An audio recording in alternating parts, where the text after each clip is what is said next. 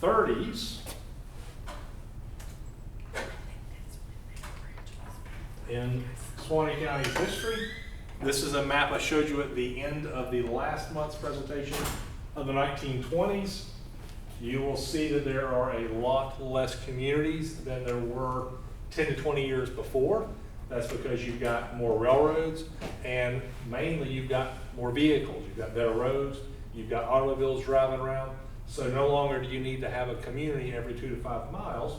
And so people are starting to conglomerate in the larger communities, places like Live Oak, Welborn, Brantford, Dowling Park, and there are a few others listed on here that even by this point are really not much is there, like Wilmarth down here between Lurville and Brantford. Wilmarth was a community through which the Florida Railroad ran through in the early 1900s, but that railroad had closed up by about 1916, 1917, and by this point the railroad bed's been abandoned and pulled up, and so there's not really a good way to get to that community, and so it is drying up. There's a couple others on there also that are very similar.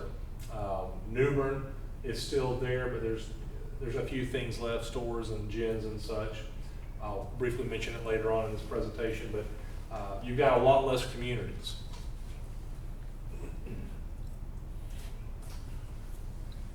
The decade starts out where the last decade ended, and that is basically the stock market crash of 1929, kind of ushering in the Great Depression.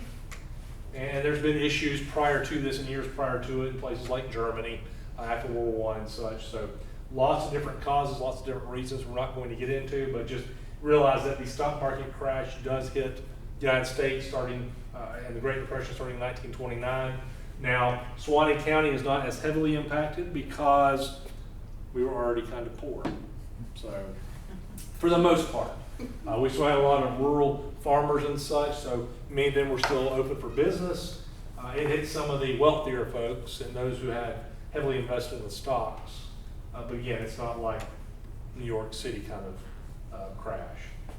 Other things in 1930, as we start going through this decade, in March of 1930, Live Oak and possibly Suwannee County receives its first airplane.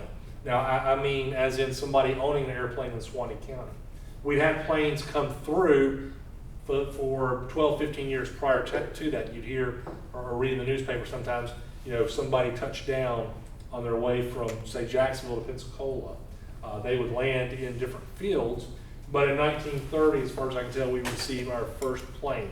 Somebody owns a plane that lives in Suwannee County. And the guy's name is S.C. Sansbury. He was a businessman, and he bought this Heath parasol, like the one there on the right-hand side. And there was a landing field he was using. There were some improvements made, basically making it a little bit better for him. For instance, they leveled the field a little bit more, and they built a shed where he could put the plane. And this was a kit-built plane, so he had to finish building it. And so the shed allowed him to finish building his plane. He painted it green and yellow, according to the newspaper, but this Heath parasol was kind of like the predecessor to those kit-built planes you can even buy today. So just one of those interesting tidbits. I don't know if y'all have had one or not, but I've always dreamed of having one day. Of course, I'd probably crash and die. Actually, the guy who designed that plane crashed and died the next year in another one of his inventions. So maybe it's a good idea I don't have one. Probably a good idea. God had meant man to fly. Yeah. I mean, it's like a few hundred pounds. I forget the horsepower. I mean, it was like a lawnmower's probably got as much today or more. Crazy, but it was a big deal. It made the newspaper. Also, 1930, we've got Howell Dell, who's a businessman in Suwannee County, and also Sheriff W.H. Lyle. They, along with the Kiwanis Club and the Rotary Club, which were both formed in the 1920s, kind of get together and they reorganize the Chamber of Commerce. Again, it's been reorganized 2 or 3 times now that I know of, starting in the early 1900s when it was called the Board of Trade. And it just kind of waxed and waned. World War I probably helped close it down originally, if not before. Then it started back up in the 20s, and then it shut back down probably because of the start of the Great Depression. But they set it up. They were promoting livestock, tobacco, and tung oil. But because the Great Depression was really getting out full force, this one didn't last but a couple years, and then it shut down. So we'll see it come back up again in another presentation. June 1930, speaking of New Bern, that I was just mentioning I had a discussion of, that one of our 2 existing cotton gins went up in flames. It was owned by Homer Golf over in the New Bern area, and it went up in flames. Fortunately for him, no cotton was in there, but he still lost the building, and that was, again, one of the 2 gins we had left in Suwannee County at the time. Remember, a couple of decades before, we were one of the states or countries' largest exporters and producers of Sea Island cotton. And so we went from that and having dozens and dozens of cotton gins by 1930 to just having 2. So we had lost a lot because of the boll weevil. Other interesting things in 1930, lots going on, but in 1930, Live Oak, the city of Live Oak, installs a traffic light downtown Howard and Ohio Avenue. So as far as I know, it's the first traffic light in Live Oak and probably Suwannee County. They were talking about it was a big deal, and people can no longer just speed through town. You got to slow down and stop and obey the traffic light kind of stuff. And if not, you're going to have to go to, at the time, they had municipal court, where their mayor's court, where the mayor would fine you. You have to go before court. So that was a big deal. No more speeding through downtown, at least that intersection. So that happened also in 1930. And other burnings in 1930, in mid-November, the school in Dowling Park, brick building, a very fine brick building that had 150 students, it burned down in the middle of the night. And so we've got lots of small one-room schools, but then places like Dowling Park, which had been growing over the years, had 150 students. So it was one of the larger schools in the county, and it burned down. And so these students had to be shifted to different places before they could rebuild. So lots of good and bad in 1930. 1931, Captain Hillman, W.J. Hillman, or Winder or Winder, I think it's Winder Josephus Hillman. I'd go by W.J. also, or Captain Hillman. We've talked about him throughout the last few presentations. Well, on August 29th, he passes away. He was a prominent businessman. He was our first millionaire. He was big into roads, one of the folks with what we now call the Department of Transportation. It used to be just called the Road Department back then, the State Road Department. He was big into that. He helped establish the Suwannee Hotel, was involved in banking, just all kinds of stuff. And he died in August of 1929. When I was doing a presentation, probably 15 years ago or more now, at the museum, I met a gentleman who was from the class of 1942, the Suwannee High class of 1942. And he remembered when Captain Hillman passed away. This guy would have been about 7 years old at the time. And he went to the Suwannee Hotel with his mom, and his mom was kind of shopping and doing whatever and talking to people, not paying attention. And this young man, or young boy at the time, is standing there by the elevator, which the Suwannee Hotel was one of the very few places that had an elevator in Suwannee County. Well, he sees people coming down in it with buckets of red liquid, which he realizes is blood, or his mother realizes eventually is blood. Basically, they were embalming Captain Hillman on one of the top floors, and they were bringing the blood down, and so he just was trying to figure it out. Finally, his mom saw what was going on, and get out of here. Let's go now. But he remembered it, 80 years later. So it was, I guess, traumatic might be the time to the word to use. I mean, hey, that's what you do, I guess. I have talked before about we have several generations of bridge building, a vehicle bridge building. The first batch was from about 1905, 1906 until about 1916 or so.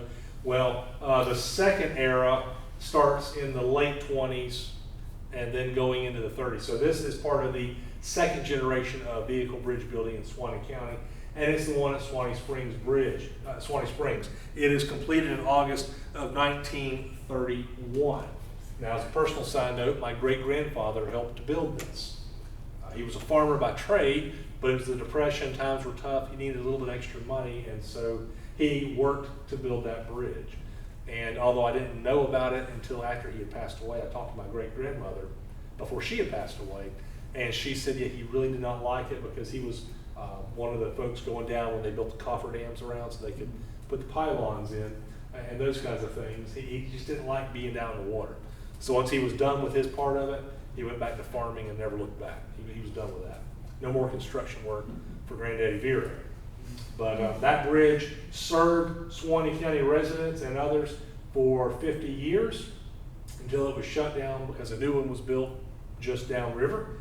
And of course, that bridge still exists today out at Suwannee Springs. People call it the graffiti bridge now, and lots of other things too, but there's lots of graffiti on it. But you can go down there, you can drive up to it, you can walk on it, take pictures. During the summer, idiot teenagers jump off of it. I never was that dumb, thank goodness, but kids have died jumping off of it. I think one happened 3 or 4 years ago. They jumped off and drowned. But people use it for pictures. The Rotary Club, they go there to take pictures, like the new incoming president will go there and take pictures often. So, you know, it's there. Very similar construction to many others built in that era. And it still stands today. The American Legion had been established in 1919. By the 1920s, the charter was rescinded. They just didn't have a lot of people interested in it. It's kind of like after everybody got back from World War I, hey, let's form this veterans organization thing. Let's do this. And then they got busy having kids and other jobs and kind of let it fold. Well, it started back up in 1932. On February 24th, Live Oak Post 107 was established. There's pictures of the American Legion members in 1977. I'm not sure if you'll know who many of these folks are, but Fred Piper, John Edmiston, Max Schulman, there's Bill Chambers, there's Willie Merrill, there's Mary Lear, there's Jack White, and Henry Edmiston. Jack White is the top right next to last. If memory serves, he was involved, I think I knew his wife, but he was involved in a World War II and a rescue of POWs and such in the Philippines. I just forgot the name of the place. But the Japanese were about to kill him, and so he was part of that rescue force, basically. But anyway, many folks have served over the years with the American Legion, which was reestablished in 1932. Also in 1932, the Metcalf, the high school, which was commonly called the Metcalf School after the principal at the time, had been built in the 1920s. We talked about it last month. Well, in 1932, just as school starting in September, they had to shut down the entire East End, which unfortunately you can't really see. It's cropped out of the picture, unfortunately. But that whole East End, they've got to shut down temporarily because there's been some heavy rains. And they find quicksand and some settling in the corner, the southeast corner of the building. So they close off that part of the school. The rest of it is open, and they do some work on it, and it's reopened, within the month or so, and they get back into the routine of using the entire building. I say that because 32 years later, in 1964, the school has to be permanently shut down because of Hurricane Dora. A sinkhole develops at the site. And so this 1932 incident with quicksand was just the beginning of it. And it just took a while to grow big enough to be an issue. So they shut it down, and the building lasted for another 30 years. It was torn down. I think I was an adult at that point. They tore it down when they were tearing down several buildings in the area.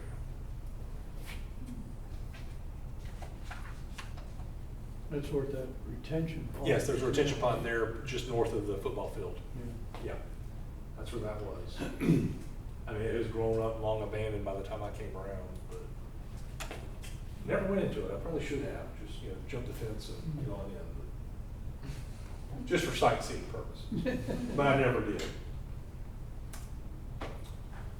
Frank Drew, his father was Governor George Franklin Drew. This is Franklin Drew, one of his sons. George Drew is the other one. He passed away in 1932. 1932, July of 1932, in his office in Louisville at a cold storage plant that he ran. Now, Frank Drew was heavily involved in things over the years, including with his father. He and his brother and his father helped to work to get some railroads set up, including what became the Florida Railway, that railroad that went through Wilmar that we were just talking about a few minutes ago. They were instrumental in getting that done. Well, he was also heavily involved in a lot of other business interests. And kind of what it was he went the railroad side, his brother George went to the timber side, but together they worked together for many, many years. Well, he also was in the Florida legislature in 1895, and he also was the equalizer for the state of taxes, 1929 1931. So that state equalizer of taxes position. But he did that, and lots of other things. But he passed away at his office in Louisville. And on the right is what's left of the Florida Railway, that turning bridge down around Wilmar. Very old bridge. It was several decades old probably when they installed it in the early 1900s. Speaking of bridges, again, second generation of vehicle bridge building. Another one comes in 1933, construction begins on a new bridge down at Branford. It's 3 steel truss spans, and it replaces one at basically the same location. Picture on the left is the old bridge, which had only been built about 20 years before. And actually this center section, because when it was built, there were still a couple of steamboats on the river. It was built to be able to allow them to come through. But by the 1930s, it was old, outdated. There were no more steamboats on the river, so they replaced it with the one on the right. Sorry for the quality, but that's the 3-span picture. It cost $100,000, and it opened in December of 1934. The master of ceremonies was Judge Hal Adams, which I believe we mentioned last week or last month, and we'll talk about again as we go through this presentation. But he was a judge in Lafayette County and then became circuit judge for several decades in the area. Let's see. Also, improvements. The airport, 1934. As far as I know, it's not the one we've got today, but a predecessor airport was being worked on.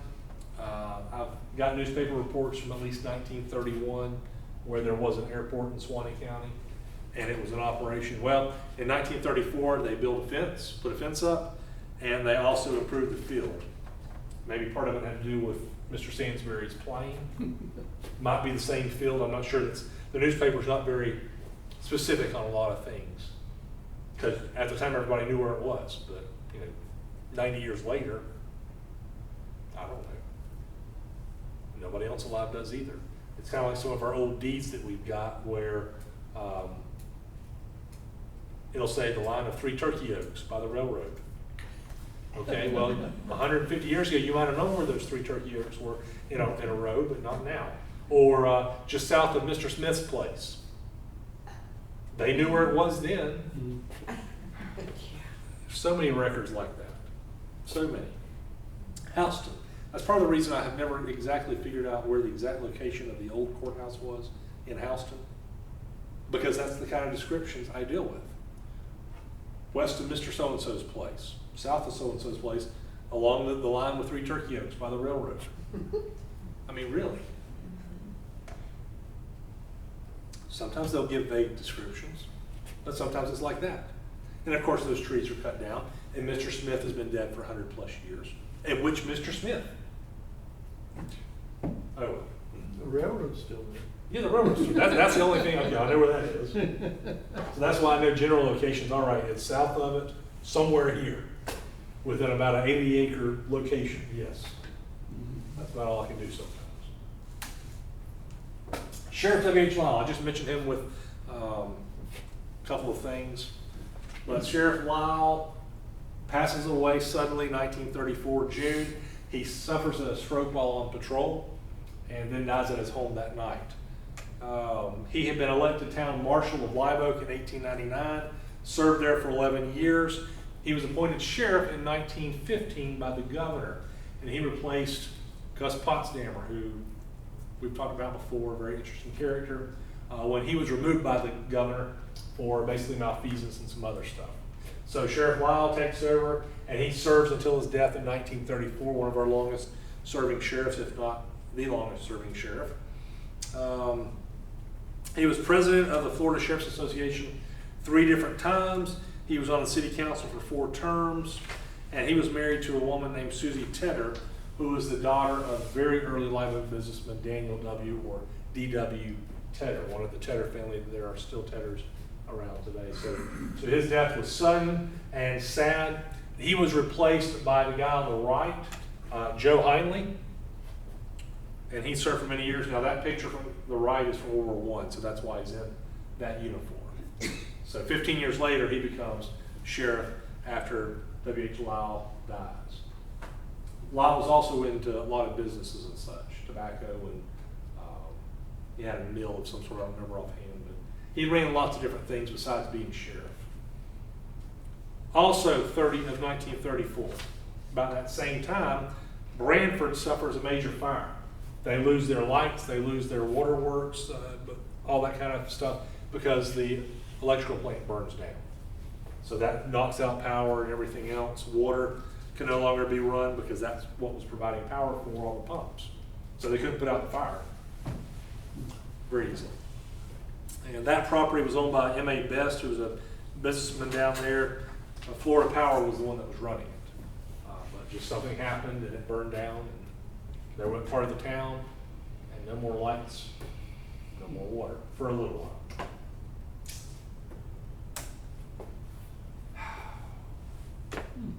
Another shootout. We've talked about it over the last few decades, that even though things are getting better, progressing, and we've got vehicles and et cetera, we still have downtown shootouts in Suwannee County, or in Live Oak in this case. This one happens in 1934, October of 1934. Fun part is, Arch Burnett is the one that is killed. He is killed by a family. Corbett is the one that is credited with the death. Corbett Musgrove, which is a cousin of a sorts to me. His father is Jim or James, and then Corbett. And so basically they are at a barbershop. They work at a barbershop, basically downtown Live Oak. And what happened basically was Arch Burnett's son got into a tussle with Corbett's son, Corbett Musgrove's son, and it spilled over to the parents, and basically Arch Burnett, who had already killed lots of people. Remember last month we talked about Billy Bub Sullivan? This Arch Burnett was kind of like him. He killed lots of people. And so he threatened Corbett Musgrove that he was going to come into town and shoot him. Well, he came into town, and there was some discussion that he might have had a little alcohol, liquored himself up first, got in there and got out of his car downtown Live Oak, pulled out his gun. Well, the Musgroves were ready, and they shot and killed him. I met an elderly woman who may have passed on since then, but she was a child in school downtown Live Oak when this gun battle happened, and she remembered all the schools had to basically hold the students extra long because there was a dead body in the street, Arch Burnett's, because he was in the street. Another story, J.L. McMullen, who we'll talk about in just a few minutes, was at the clerk's office at that time. And he's been dead for a decade or more now, but J.L. McMullen became clerk of court at one time. But he remembered and told me, hey, I was in where my office was at the time, looking down from the second floor, and I watched that gun battle. And this was 1934 when it happened, so interesting stuff. Now the sheriff, Sheriff Hindley, who just become sheriff, was out of town. He was in Tallahassee. He was in Tallahassee at the governor's office. He was in Tallahassee at the governor's office trying to get basically a warrant to get Arch Burnett rearrested. He was on parole for killing somebody. And as this points out here, let's see if I can find it. Yeah. He had served 16 months of a life sentence for second-degree murder. Officers and prominent Suwannee County citizens signed the petition for his release. Yeah. So he was able to get out and got into more trouble, and he got killed. So that was the end of him. The Musgroves, it was justifiable, it was self-defense. no problem. Corbett went on to continue to barber, but then he became constable of Live Oak. Probably because of this. This probably helped, you know, I'm the guy that killed Archie Burnett, remember? Now, my great-grandfather, in talking about this story before he passed away 10, 12 years ago, he said it was probably his dad, Jim, that actually killed him, because Corbett was probably not as good a shot as his dad, let's put it that way. So either way, Corbett gets credit. Corbett becomes constable later on. But at this time, he was just working in the barber shop, family barber shop. So anyway, one of the shootouts that happens. Florida Memorial College, we talked about it last month. In 1922, they suffered a major fire and they had lost their old frame study hall. Well, in 1935, January of 1935, they lose the boys' dorm. Now, as I told y'all last month, I don't know which building this one was.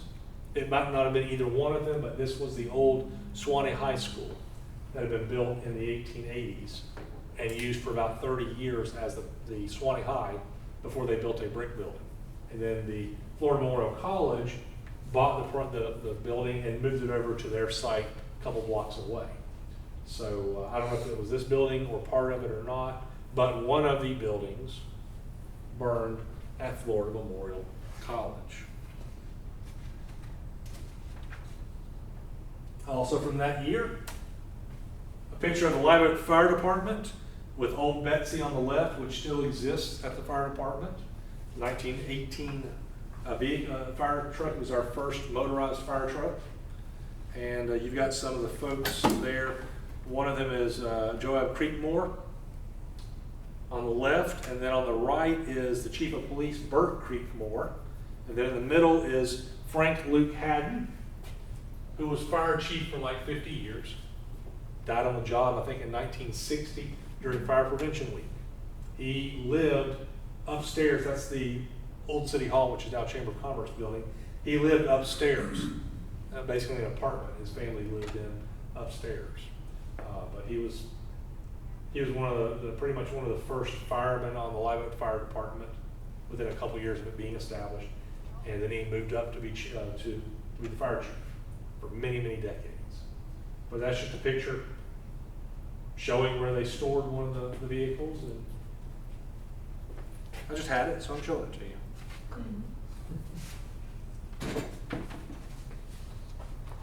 Also, 1935. House Concurrent Resolution number 22 makes our state song in 1935 to be Old Folks at Home, or what we know is Way Down Upon the Suwannee River. And it replaces our earlier state song, which was Florida, My Florida. Anybody ever heard it? Anybody know the tune? Okay. It shares the same tune as Maryland, My Maryland. Maryland state song. Y'all know that tune? Okay. Which shares the same tune as something we probably all know, Oh Christmas Tree, or O Tannenbaum. Oh Christmas Tree, that's Maryland, My Maryland, and Florida, My Florida. Same tune. I don't know the words to it, but I know the tune now because I know that Christmas song. But they replaced it in 1935 with Old Folks at Home, and it remained the state song. Now in the early 2000s, Governor Christ, I think, tried to get it changed. Some other folks tried to get it changed. And it's now, there's another song. This is still the state song, but then there's, I forget how they define it, but there's another song that they play instead. Anthem, maybe, the state anthem. But anyway, because of the racial connotations in this song, it's not as popular as it used to be. There's a couple of words in there they have to change. And pretty much just the connotation is not as accepted as it used to be.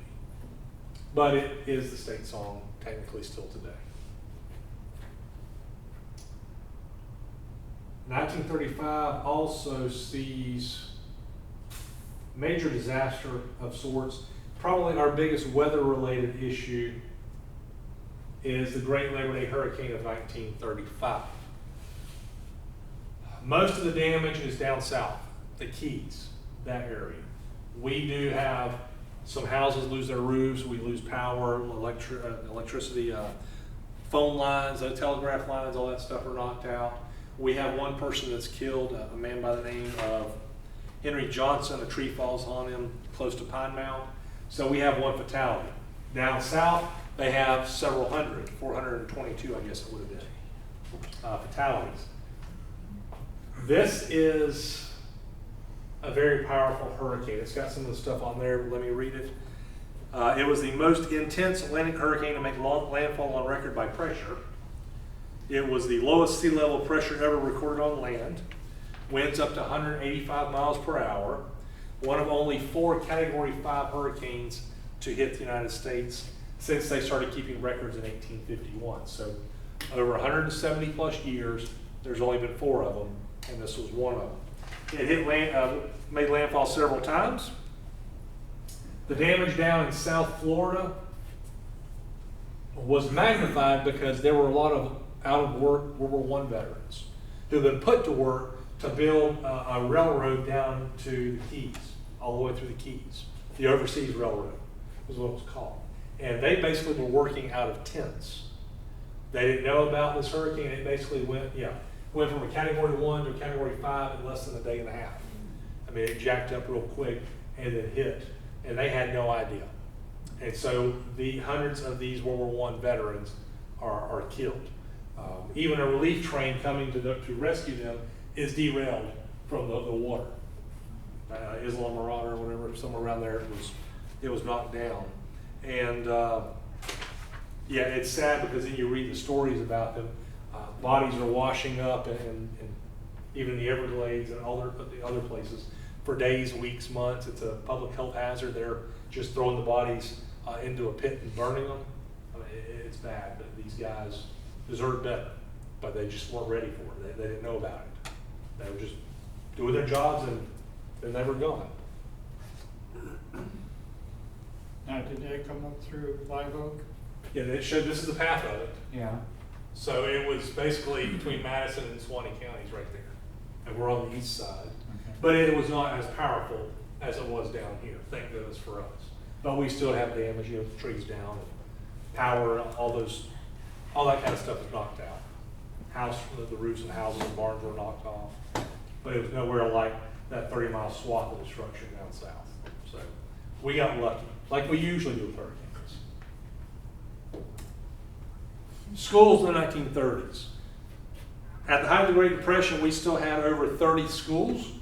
Most of them were still one-room, small schools, but we had multi-room facilities, places like Live Oak, Branford, Dowling Park, Welborn, especially. They started consolidating. The school board started to consolidate even further. Now, 20, 30 years prior to that, we had over 100 schools. All of them pretty much one-room schools, other than Suwannee High and maybe Branford. But they started consolidating even further. They started replacing buildings. Clayland, Ladyland, Lancaster. They have replacement wooden schools built. Basically, they stripped the old schools buildings, use what they can of the wood, and pretty much just rebuild them very similarly. December of that year, the athletic field is upgraded and it's named Reeves Field. Dr. Stanley Reeves was the high school principal at Suwannee High, and he was instrumental in getting work done on it. So the field is renamed in his honor as Reeves Field. Also 1936, Pine Mountain McAlpin School begins construction. This is a larger school. It's got 6 classrooms, it's got an auditorium that seats 400 people, and it's got a library plus office space. So it was one of the better schools. And that building survives for many years, and is used for many years down around McAlpin. So this is a picture here looking basically north. Over here is the Metcalf High School. This is the old high school, which is called the Parsley Building, which is the location of that first high school, that wooden one I showed you a few slides ago. But it was moved and replaced by the Parsley School in 1916. There's the old First Baptist Church. Yeah, and there's the football field that we still have today. FFA, Future Farmers of America, was first established in Suwannee County in 1936 in Branford. Live Oak follows up 9 years later with its own chapter, And we are a big rural, very big agricultural community, as y'all know. And so FFA is still very important in Suwannee County. We've got lots of state championship teams. I mean, I've had several of them work for me over the years. A lot of good kids, young adults. I don't always like it when I call them kids. Young adults by the time they get to me usually. But this is a 1950 picture of the National Convention, folks from Suwannee County that went. Let's see, Benny Hutchinson, Layman Fletcher, Donald Turman, Charles Collins, Reese Mills in the center is the teacher, Bootsy Johnson, the front is Luther Vaughn, the middle guy front is a person you might have heard of named Doyle Connor, longtime Florida Commissioner of Agriculture. There's a building named after him where the Louisville engine that I've talked about before, that's in front of the Doyle Connor building. And then the guy on the bottom right is Donald Birch. You may know him as Dr. Birch, married Betsy Craps. If you've been here for long enough, you know, good old Dr. Birch. So anyway, that was the national team up in Washington, D.C. from here, or from this area. Other civic groups and organizations setting up in 1936. A group of women meet together to discuss beautifying the community. And so they band together in June and organize the Live Oak Garden Club. They landscape places like the courthouse and about 40 residential streets in downtown Live Oak, just trying to pretty things up a bit. Well, the county gives them some property in 1941 on what will become the Coliseum about 15 years later, the Coliseum property. And they build this structure about 20 years later eventually, and that's where they still are today. So beautifying the community. I have a brown thumb, so my wife was in it for a few years, but yeah, we kill plants. I have joked for years about planting plastic plants around our house. You can't kill them, but she won't let me for some reason. Suwannee River State Park. In 1936, the state purchases some 1,500 acres around the old community of Columbus and Ellaville as a state park, Suwannee River State Park. They've been talking about it for a few years. Basically, Sid Heinley, who I think I talked about last month, owned a lot of property in this area and an inn, and the state has been looking at a lot of his property to purchase up for a state park. They eventually do it. 1936, one of the first state parks really in Florida, and they've added to it over the years. It's actually at one point in the early 1930s, mid-30s, they're looking at making a Stephen Foster Memorial Park there. But they decided not to do it there, and they put it in White Springs in the 1950s instead. Other organizations that are reestablished in the 1930s is the Elks Lodge. The Elks Lodge was formed in 1910, but in 1917 they surrendered their charter, just not a lot of people showing up. So in September 1937, they establish a new charter, reestablish themselves, and they meet in the Glass Motor Company on North Ohio Avenue, which is where Love Inc. is today. That was the Glass Motor Company. So they met there for a little while. A couple years later, they buy up the old Standard Lumber Company building on West Connor Street, about close to where Precision Auto is today. A couple blocks northwest of the courthouse. Buy it up and use that for many years. This picture is the original Elks Lodge there on Connor Street in the 19-teens. So nice, beautiful, beautiful building. That was their clubhouse. Now then, with the Great Depression going on, Herbert Hoover is unelected, and Franklin Roosevelt is elected President of the United States. Starts his terms in 1933. He brings in a lot of federal government and expands it tremendously. I'm not going to talk about that right now, other than to say one of the federal groups he establishes is what's called the WPA, the Works Projects Administration. And it comes into Suwannee County by 1936 to help upgrade buildings, schools, roads, things like that. They employ almost 500 people just in Suwannee County, putting people back to work.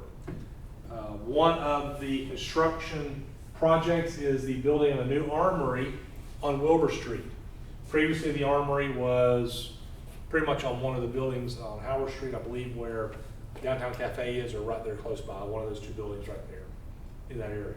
Well, they need more space, and so they built this nice two-story brick structure on Wilbur Street, behind where the supervisor elections office is today, basically where there's a retention pond, another retention pond, not the same one as the school, but right there behind the supervisor elections office.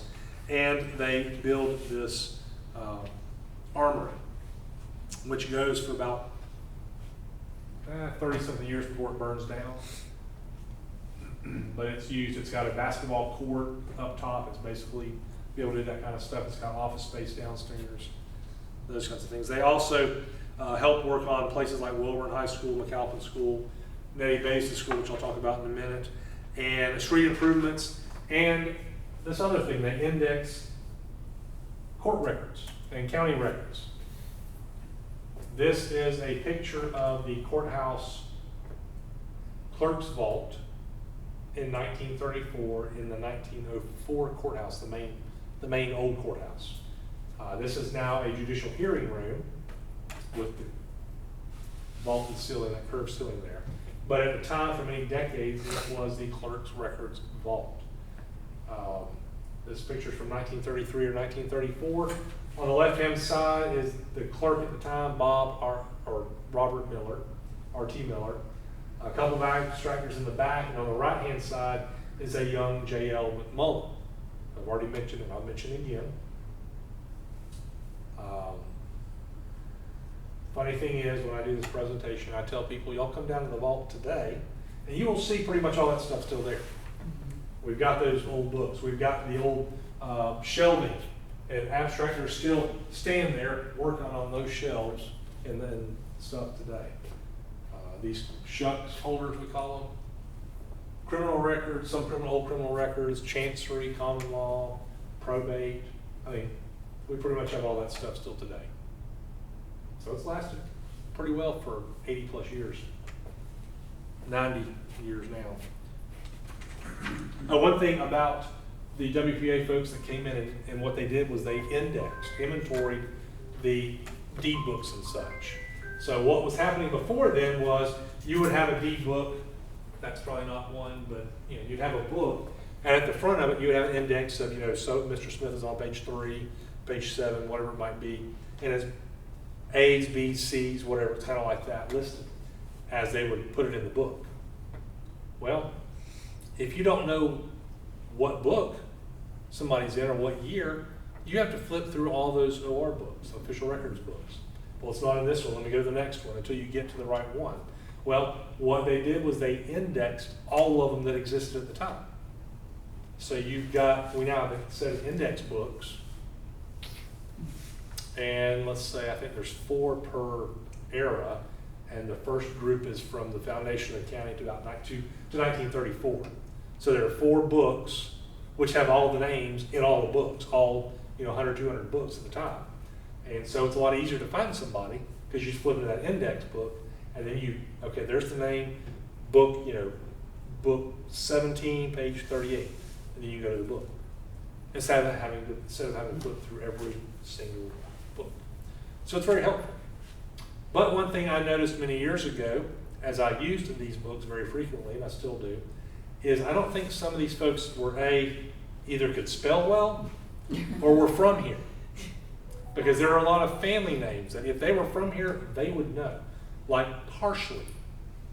Parsley is usually spelled parsley, like the flakes, instead of parsley, like the people. And there were still people at that time named Parsley here. Or some of the other old names that are a little bit different spellings. If you were from here and knew how to spell, you'd know how to spell their names. I don't know if it was they just couldn't spell or they just weren't from here, but either way, it is what it is, and I just go in and I change it in the book. Other WPA projects. Branford, their school, has an addition built in 1935 for additional classrooms. There you go, you see a picture of it. Great Depression has been going on for many years at this point. and yet Suwannee County still retains over 3,000 farms at this time. We're still primary agricultural. And again, we were already kind of poor to begin with. So we've got over 3,000 small farms. This picture is just a random picture I found on the internet from the 30s of a farm. It's not from Suwannee County, but it shows what somebody who was, to be honest, pretty well off would have had, because a lot of people are still using mules and such for that kind of work. But they got a tractor, so they're well off. Another county shootout. I wasn't done. This one occurs in 1937. A man by the name of O.O. Hurst is murdered down in the Louisville area. Now then, O.O. Hurst is a twin. One of them is Ozzie, O-Z-Z-I-E. The other one is Ozzie, O-Z-I-E. So there's one Z that separates them. I can't remember which one this one is because he goes by O.O. Hurst. Well, what happened is this group of men, R.E. Wadsworth, Harvey Stewart, Arthur Smith, basically run him and his family off the road and shoot him dead. He and his wife and his stepkids and stuff, and some of his kids. Run him off the road and just shoot him dead. And of course, there's a whole bunch of legalese wording, thereby striking the said O.O. Hurst with the said leaden bullets, inflicting on and in the body, all just how they do on legalese. Well, they shoot him dead. Well, lots of stories. The interesting thing is, over the years, I have met descendants of not only O.O. Hurst and that family, but also some of the murderer's family. So it's very fun to kind of talk to both sides. A lot of records to it, and what it boils down to is it appears to be that he might have had his way with a young woman, and one of these guys' sons, who was, I guess, his boyfriend, the girl's boyfriend, married her when she, I think, got pregnant, but then fessed up saying it wasn't me. And anyway, so these guys were vigilante justice, I guess, as they saw it, and killed Mr. Hurst. That's the story I've heard from some folks. Now, whether that's true or not, we'll never know. But either way, one of the things about this story and why I know a little bit more about it is because we still have the bullets from this murder.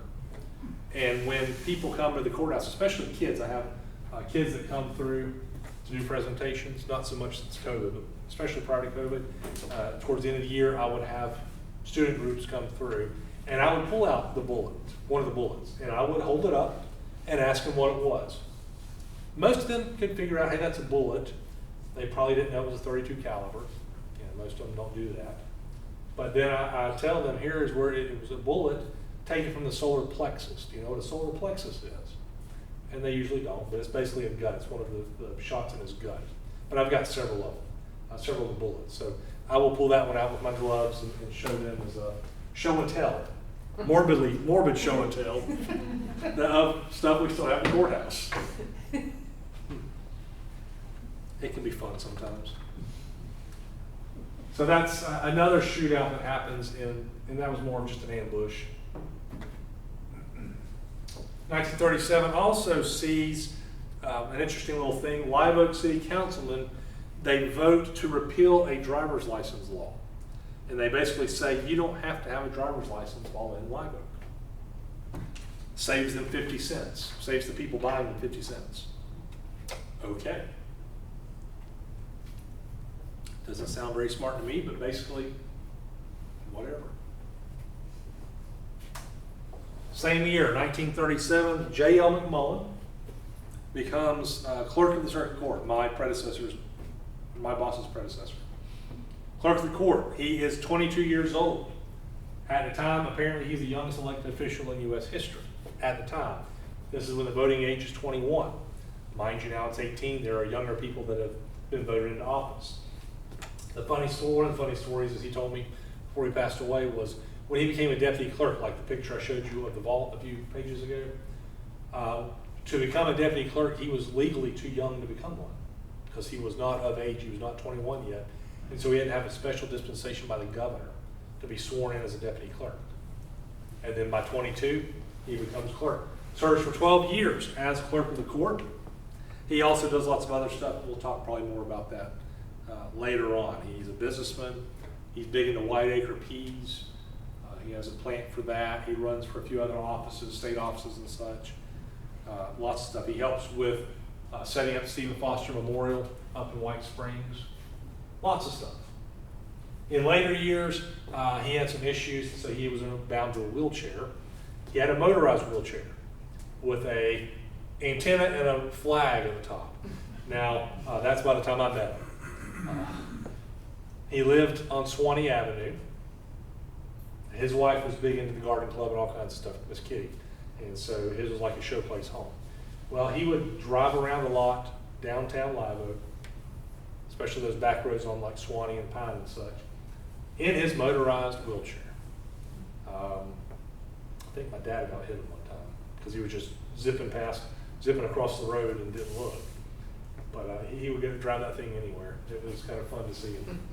But anyway, he knew a lot of history. He was actually one of the people that gave me a lot of information initially for me to start writing about local history because he had lived it and he had collected some of it. So I'll give him credits for that.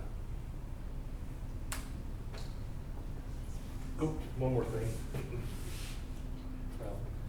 1937 also, late April, Live Oak gets its first experimental radio station. It went on the air for 5 hours on a Sunday afternoon. It was like a test. And it basically played gospel music, so to speak. It was run through the Suwannee Radio and Electric Company. In those 5 hours, 87 people called in to request music to be played. Now, they only had a very limited library, so it was pretty much live performances. So they had a quartet in there. One of them was Roy Hunter, who owned one of the drugstores downtown. And then they had a guy named Otis Taylor and his guitar. And so they basically, somebody calling in, and these folks would start playing. And they also had the Advent Christian preacher would read poems. So for 5 hours it ran. People seemed to enjoy it, so they decided, we'll try this again. So that kind of started our radio station here in Suwannee County and Live Oak specifically for that. But people could hear it in Jasper, so Jasper people were calling in too to request songs. Kind of funny. All right, this slide. Thurber Talmadge Scott, or T.T. Scott, as he was better known, was very big in the timber industry. I'm not sure if I've talked about him before, but in the early 1900s, he made lots of money in the timber industry. He owned one of the largest lumber mills in Florida, made lots of money. And what he did was in the 20s, he had built this house that you see a picture of that still exists today on the corner of Houston and Duval Street on the northwest corner of it. And he built that. Well, by 1937, he decides he needs something a little bit bigger and he wants to live on more property than just a lot there in the northwest quarter of the town. So he starts construction of a new home on what was called the Lake City Highway. It's Helmston Street, we call it today. It was sometimes called that then too, but basically the Lake City Highway. On Thursday, July 15th, 1937, a nice big home. Looks like this, pretty much. He completed it, very nice, very modern, all the modern conveniences. Well, a few years later, he sold it to a gentleman by the name of P.C. Crapps. The Crapps family moved in, a bunch of kids. Well, it burned down. Mr. Crapps decided to rebuild basically the floor plan as it was, put in a lot of modern fire retardant, try to stop at fireproof, fire retardant materials. Things like a metal drop-down door in the kitchen to stop a kitchen fire from spreading, things like that. So he rebuilt that house. That house stayed in the family for many decades until it was finally basically presented as trying to think what it's called, a park by the state. They helped approve it. I went over there, one of the folks that went over to the state to try to petition them to buy it and to set it up as a park. It is now the centerpiece of Heritage Park and Gardens. So you can go in there, they give tours, guided tours. You can see basically the house more or less as it was when the Crapps lived there, but you can picture it as being very similar to what Mr. Scott had. Mr. Scott was also big into the banking industry, owned skyscrapers down in Miami by the 1960s and stuff, so lots of money made by him. Same year that this mansion is being built, the Blue Lodge is constructed by Laverne Blue. I believe I talked about him last month. He owned what would become the Greyhound bus line here in Live Oak. It was the Blue bus line at the time, but it became part of Greyhound and several other things. But he decided to build what was called a tourist camp for travelers.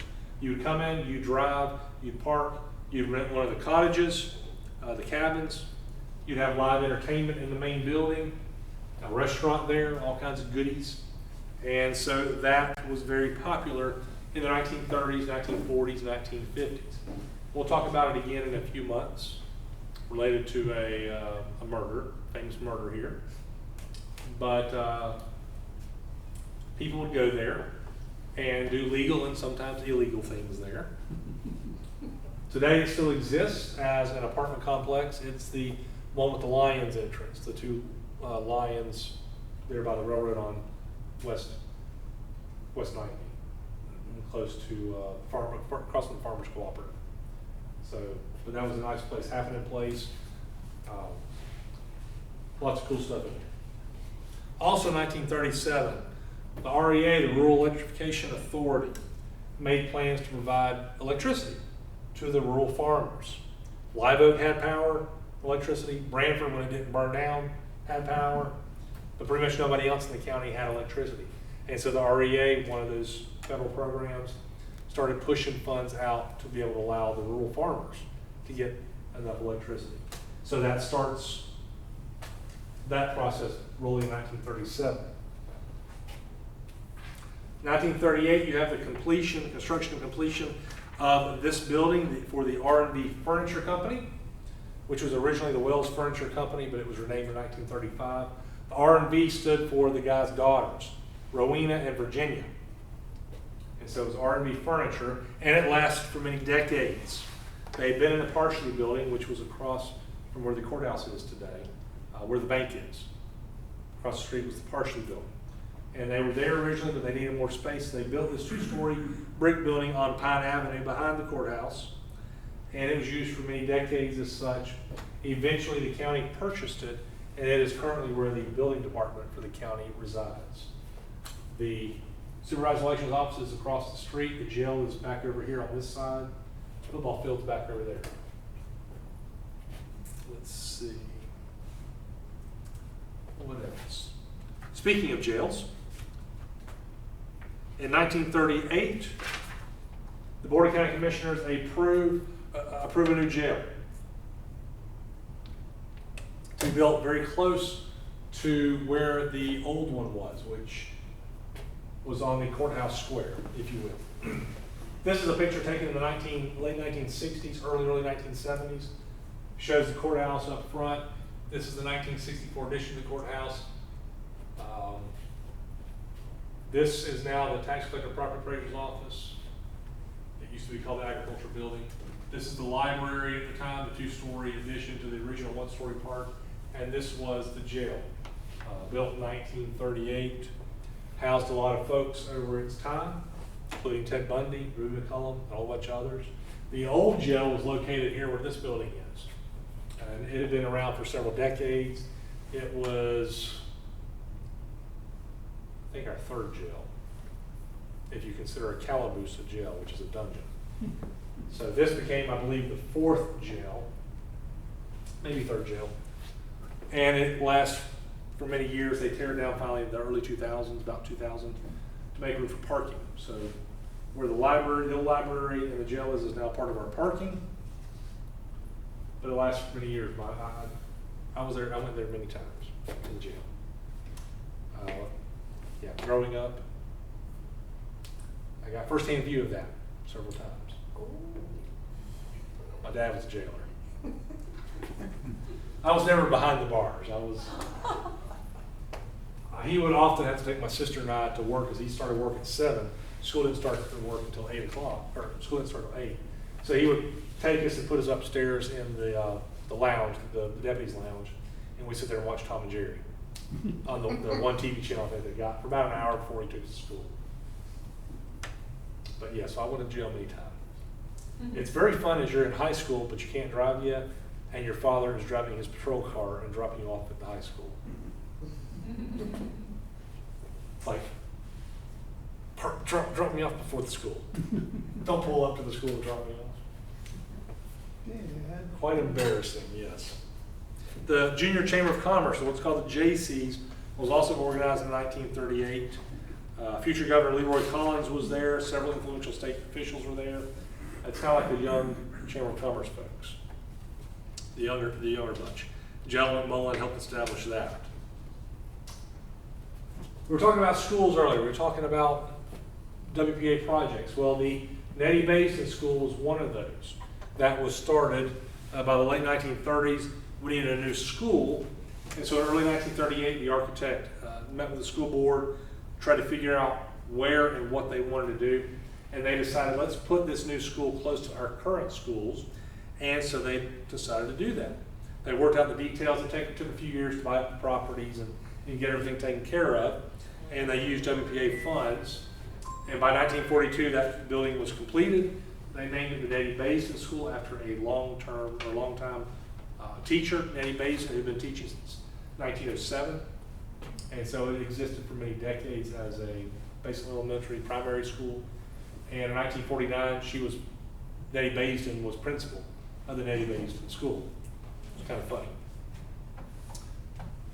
It was torn down in 2016 so they can make way for the state attorney's office and some other stuff.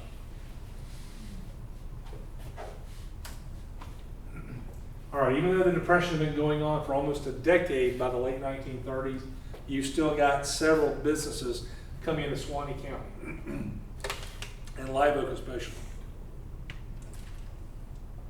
Places like the Oak Craft Pants Manufacturing Company, manufacturing pants, sportswear, shirts, established in 1939. Van H. Priest Company comes in 1939. Van H. Priest of Madison County was the owner. This is a picture from the 1970s showing it, where Susie's is today. Courthouse back there in the background. Van H. Priest was it basically was kind of like a chain store in this area, Madison County, Suwannee County, a few other counties. Van H. Priest, I believe, was in the state legislature. If you go over to Madison, to North Florida College, you will see their auditorium is named the Van H. Priest Auditorium. So he was very big into all that kind of stuff. Let's see, what else? Go through my notes.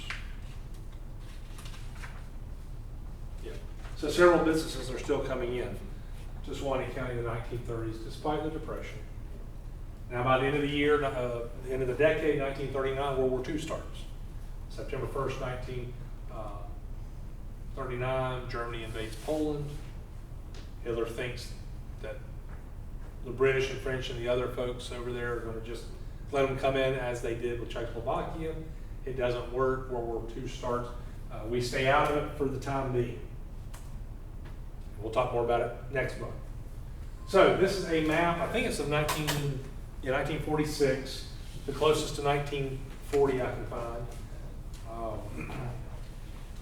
It appears to be more detailed than the map I showed you at the beginning, but that's because it's a very high resolution map, and it actually shows basically every house, every church, every school in Suwannee County at the time, if you zoom way in. But basically what's left, you've got Live Oak, you've got Wellner, Branford, O'Brien, McAlpin, Dowling Park, Lurville, and a few other little communities in between, based on the railroads, but not much else. So things are changing. More roads, better roads coming in. They're starting to upgrade those roads beyond just having dirt roads, 2-lane roads and those kinds of things. So Suwannee County is, I guess, benefiting from the federal projects that are coming in. So, That's the end. Next month, 1940s, basically World War II era, maybe a little after. Any questions, thoughts, comments? None? All right. Very interesting as always, Eric. Well, good. Well, thank so y'all for much. coming. Thank you.